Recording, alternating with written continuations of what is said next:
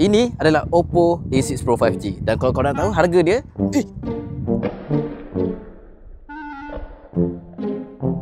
tengok sikit, hidup tak lagi phone ni.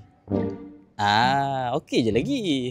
Power Sebenarnya, kalau korang nak tahu, Oppo A6 Pro 5G ni dilengkapi dengan military grade shock resistant. Maksudnya kalau phone ni jatuh, dia tahan hentakan. Tambah lagi, phone ni dia ada AM04 aluminium alloy yang mana 10% lebih tahan ataupun lebih kuat daripada generasi sebelum ni. Tak percaya? Ni aku balik lagi. Elok je. Contohlah phone tu jatuh kena bocor dulu. Takkan tu akan diserap oleh lapisan bahan gosya dalaman untuk lindungi komponen penting ke dalam. Selain dari itu, phone ni ada 3 IP rating. IP69, IP68 dan juga IP66. Lagi gila kalau korang rendam dalam air panas pun tak ada hal.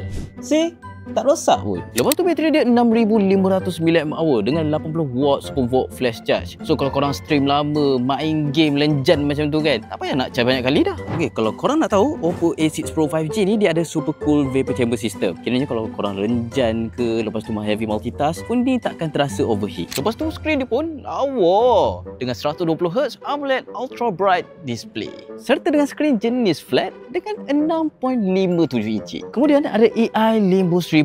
Signal Oppo A6 Pro 5G ni dia akan kekal stabil ataupun kuat walaupun korang duduk dalam lift yang susah nak dapat line. Dan sekali outdoor mode 2.0. Yang ni memang mengguna gila, especially untuk rider contohnya. Contohlah ride panas terik ni kan, phone pun takkan panas walaupun under direct sunlight. Oppo A6 Pro 5G ni dia ada 2 warna menari, Stellar Blue dengan Coral Pink. Dan yang best, kalau korang pre-order ada free gift box dengan Oppo K Plus bernilai hampir RM1,000. Rugi kalau korang tak grab.